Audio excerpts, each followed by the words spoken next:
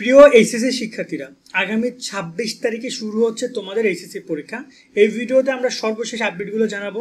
বর্তমানে বেশ কিছু আপডেট রয়েছে আমাদের সামনে, তোমাদের প্রশ্ন নিয়েও রয়েছে কিছু আপডেট, তোমাদের পরীক্ষার নোটিশ নিয়েও আপডেট রয়েছে, যেখানে তোমাদের বিভিন্ন প্রকার ফর্ম দিয়েছে, এটা নিয়ে আমরা কথা বলবো, যেটা তোমাদের জানা দরকার। দেন তোমাদের হচ্ছে যে অনেকেই আবার এই যে এখন বর্তমানে বৃষ্টি মৌসুম শুরু হয়েছে, বন্যা মৌসুম শুরু হয়েছে, একটা মাথার মধ্যে চলতেছে যে পরীক্ষা পিছিয়ে দিলে ভালো হইতো, আবার কেউ বলতেছে যে বন্যা হবে, কি হবে না হবে, এই প্রসঙ্গটা আলোচনা করব। তো চলো ভিডিওটি শুরু করি। তার আগে আমি প্রশ্ন নিয়ে একটু কথা বলি। প্রশ্ন নিয়ে আগে একটা ভিডিওতে আমরা প্রশ্ন নিয়ে ডিটেলস আলোচনা করেছিলাম যে কেমন হতে পারে কোশ্চেন, সেক্ষেত্রে তোমার মেইন সাবজেক্ট, গ্রুপ সাবজেক্ট, এই টপিকগুলো নিয়ে আমরা আলোচনা করেছিলাম। আর যারা আমাদের সাজেশন ভিডিওগুলো দেখো না, আমি তোমাকে বলবো আমাদের এই এইচএসসি সাজেশন অল এইটার উপরে ক্লিক করে আমি লিঙ্কটা ডিসক্রিপশন দিয়ে রাখবো। এখানে তোমরা সবগুলো সাজেশন ভিডিওর ক্লাস লিঙ্কটা পেয়ে যাবা। তোমার যে সাজেশনটা দরকার, যেমন তুমি আইসিটি সাজেশনটা দেখবা, ক্লিক করবা, আইসিটি সাজেশন তোমাকে আমাদের যে ইউটিউবের যে ক্লাসটা আছে সেটা তোমাকে নিয়ে যাবে। আইসিটি সাজেশন ভিডিওটা অলরেডি দেখা যায় প্রায় 1 লাখের মতো শিক্ষার্থী হয়তো বা দেখেছে, সামনে আরও শিক্ষার্থী দেখে এটার উপর প্রস্তুতি গ্রহণ করবে। তো আমি বলবো যে তোমরা তোমাদের যত সাবজেক্ট লাগে সেগুলো তোমরা এখান থেকে দেখে নেবে। সব সাবজেক্টের সাজেশন ভিডিও কিন্তু আপলোড করা অলরেডি আমাদের হয়ে গেছে। দেন আমরা এবার যে পয়েন্টে কথা বলেছিলাম, অলরেডি এটা প্রায় 1,23,000 স্টুডেন্ট দেখেছে। এবার আমরা কথা বলছিলাম তোমাদের মূলত হচ্ছে যে বন্যা নিয়ে আমি একটু কথা বলি।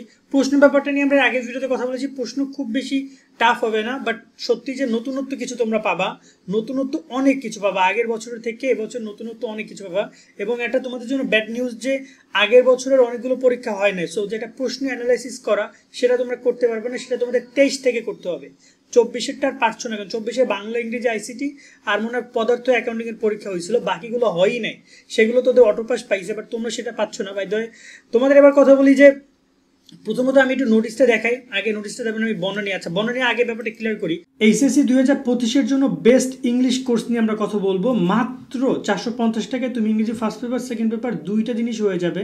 যারা ইংরেজিতে A+ পাইতে চাও কিন্তু সময় কম, অল্প ক্লাসের মধ্যে ইংরেজি বিষয়টা কমপ্লিট করতে চাও, তাদের জন্য বেস্ট কোর্স এইটা।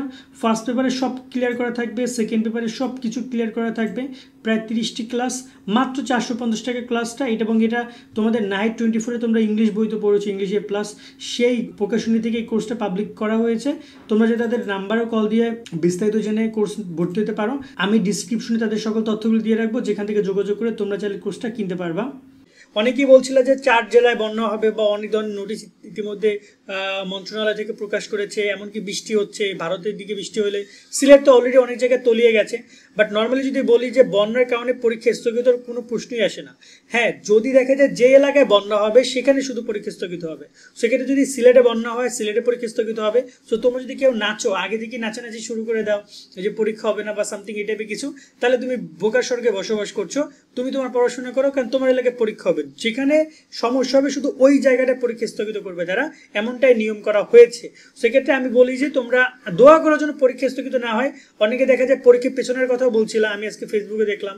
বাস্তবিক অর্থে পরীক্ষা পিছালে তোমাদের জন্য অনেক লস। অলরেডি এই যে 24 ব্যাচের এসএসসি পরীক্ষার্থীরা, ওদের পরীক্ষা পিছাইতে ওদের রেজাল্ট দিছিল সেই নভেম্বরে, এখনো ওরা ভর্তি হতে পারে নাই। ওরা এখনো ওদের এই যে জাতীয় বিশ্ববিদ্যালয়ে পরীক্ষা হয় না, 7 কলেজে পরীক্ষা হয় নাই, ওরা অনেক কষ্টে আছে। আমি দেখতে পাচ্ছি তোমাদের পরীক্ষার জন্য না পিছায়, আমি চাই এটা তোমাদের স্বার্থে। পরীক্ষা পিছালে তো ভালো, আমরা বেশি দিন তোমাদের নিয়ে কাজ করতে পারবো, বাট বাস্তবিকতা তোমাদের লস হবে অনেক। আর এবার আসি নোটিশটা নিয়ে কথা বলতে। আজকে ঢাকা শিক্ষা বোর্ডের ওয়েবসাইটে এই নোটিশটা প্রকাশ করেছে। পরীক্ষা কেন্দ্র তোমরা ঠিক ইতিমধ্যে কেন্দ্র তালিকা প্রকাশ করেছে, তোমরা তো সবাই জানো। অনেকগুলো কেন্দ্র কিন্তু পরিবর্তন করা হয়েছে। সবার বোর্ডের কেন্দ্র তালিকাগুলো একটু দেখে নিবা, ভুলভাল কেন্দ্রে পরীক্ষা দিতে যাইও না। আশা করি এটা কলেজ থেকেও তোমাদেরকে ইনফর্ম করা হয়েছে। তারপরও কেন্দ্রে গিয়ে তোমরা ঠিক এরকমভাবে পাবা তোমার রোল নাম্বারের উপরে। মূলত তোমাদের দুইটা নাম্বার থাকে, একটা হচ্ছে যে রেজিস্ট্রেশন নাম্বার, একটা রোল নাম্বার। পরীক্ষায় তোমার রোল নাম্বারের উপরে তোমার সিটের উপরে এটা দেওয়া থাকবে, এটা হচ্ছে তোমার স্টিকার টাইপের। দেন এখানে বান্ডিলের বিষয়টা রয়েছে, এবং এখানে একটা যদি তোমাকে আমি বলি, তোমাদের হাজিরা খাতা যেটা রয়েছে, হাজিরা খাতার একটা তোমাদের পেপারে এই অ্যাটাচমেন্টে দেয়নি, আমি কেন দেন আমি জানি না, বাট হাজিরা খাতার অ্যাটাচমেন্ট আমরা পাইলে হাজিরা খাতে কীভাবে সিগনেচার দিবে এটা নিয়ে তোমরা ভিডিও পাবে, সেটা দেখে নিও। আর এখানে যদি আমরা দেখো তোমরা এই যে এটা রয়েছে তোমাদের পরীক্ষায় বহিষ্কৃত শিক্ষার্থীদের তালিকা। ওকে, এই যে বহিষ্কৃত শিক্ষার্থীদের তালিকা, আমি দোয়া করি তোমরা যেন কেউ এই তালিকায় নাম না ওঠে। তারপরও অনেকেই ভুলভ্রান্তি করে এই তালিকায় নাম উঠবে এবং অনেকেই বহিষ্কার হবা। এবার এসএসসি পরীক্ষায় প্রায় 500 জন শিক্ষার্থীকে বহিষ্কার করেছে। সো আমি আশা করি যে তোমরা এমন কিছু করবে না যাতে করে বহিষ্কার হও। মূলত 4-5টা কারণে বহিষ্কার হয়। এক হচ্ছে দেখা দেখি, 2 হচ্ছে নকল করা, 3 প্রশ্ন ফাঁস, 4 হচ্ছে যে কোনো প্রকার অনিয়ম বা দেখা যায় যে খারাপ ব্যবহার, এরকম কারণে মূলত বেশিরভাগ শিক্ষার্থী বহিষ্কার হয়। এই পয়েন্টগুলোর প্রতি একটু খেয়াল রাখবা। এই হচ্ছে তোমাদের পুরো, এখানে আর খুব বেশি বহিষ্কার লিপি টিপি রয়েছে, এগুলো তোমাদের খুব বেশি কাজের না, এগুলো সব হচ্ছে শিক্ষা মন্ত্রণালয় বা পরীক্ষা কেন্দ্রের কাজে। তোমাদের জন্য অ্যাটেন্ডেন্স শিট আমি খুঁজছিলাম, সেই অ্যাটেন্ডেন্স শিটটা তারা এখানে দেয়নি, দিলে তোমাদের খুবই কাজে দিত। ওকে, এখানে কাজে দিত, সেটা তারা দেয়নি। যাই হোক না কেন, এই হচ্ছে আপাতত নোটিশ। আর ইতিমধ্যে তোমাদের প্রবেশপত্র কিন্তু ডাউনলোড শুরু হয়েছে, তোমরা ডাউনলোড না সরি বিতরণ শুরু হয়েছে, শুরু হয়েছে বলতে হবে, সরি তোমাদের শুরু হবে। এক্ষেত্রে তোমরা হয়তো বা কোরবানির আগেও অথবা কোরবানির পরে বলতে তো কোরবানির পরে পরীক্ষায়, বাট আশা করি 20 তারিখের আগে তোমরা সবাই তোমাদের এডমিট কার্ড পেয়ে যাবে, এর আগেই পেয়ে যাবে।